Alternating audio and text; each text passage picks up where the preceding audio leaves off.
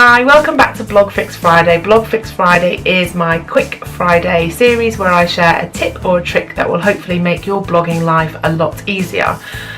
Now, this week is not a question sent in from a reader or anyone in the community. It's just something that I thought I would share with you to help hopefully with your brand work. Most of you will have a media pack, and I want to suggest that potentially you create something called a case study. So I'll explain by how this works for me and how this would work for me. Is that in my blog I do various different things. So I might do women's fashion, I might do kids fashion, I might do cooking, baking, that kind of thing. I might do crafts, and there's quite a few sort of niches within my blog that I might do like interiors as well. So, or I might do holidays, travel, that kind of thing. So there's probably 8 or 10 niches within my blog that I could work on.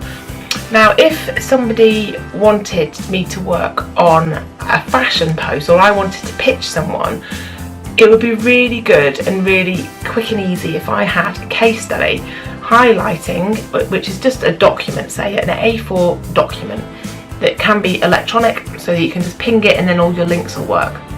So you'll have your media pack, and that's great. That's got all your stats, that's a general overview of your blog. But what I'm suggesting is that maybe if you have these sort of niches within your blog that you've done enough work in those different areas for brands, that you put together a case study for each one, or for the main ones that you want to work on. So for example, I might put together a children's fashion case study, and it can have what I would do is use a few of my images from those posts if they're good, which on the children's fashion ones they'd be nice images. Design it in Canva or PicMonkey or whatever so it looks nice. Say, list the brands you've worked with in fashion. So we've been lucky enough to work with Jojo Jules, FG4, H&M, loads of brands. So I could list all of those. I could put links to the posts that we did and the features that we did for each of those fashion brands. If I wanted to take it a step further, I could put the rates of the how many views each post got, or you don't have to, but you could. And it's just, and why you love that, why you love to work on those sorts of posts and what you could offer the brand. So I would say, look, we've got amazing locations and sort of venues around here, and you just have to look at the post to know that we would photograph your clothes in these surroundings. We did a House of Fraser post at an amazing castle locally, and the images were amazing, and we've got so many nice locations. Or so you can sort of sell your little niche within your blog in this sort of even just an A4 document size.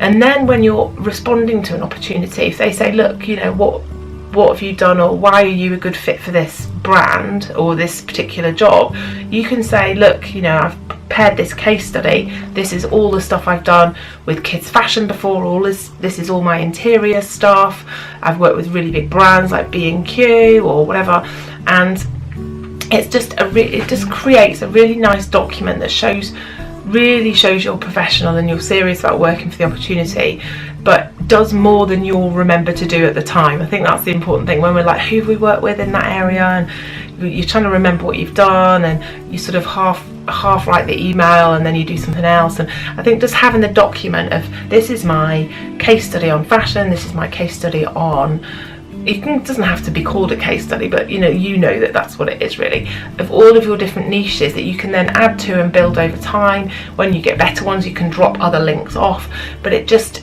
is a really professional way to then pitch as well. So you have that document, here's my media pack, and here's also my case study on interiors, Mr. B&Q, this is what I can do for you. So I hope that made sense, and I hope that was helpful, and I hope that gave you something else to think about. And if you liked it, give me the thumbs up, and subscribe would be really lovely. If you have any questions that you'd like me to answer in Blog Fix Friday, or things that you'd like me to chat about in blog chat, then please let me know. Leave a comment or just send me a tweet or an email. Thank you, bye.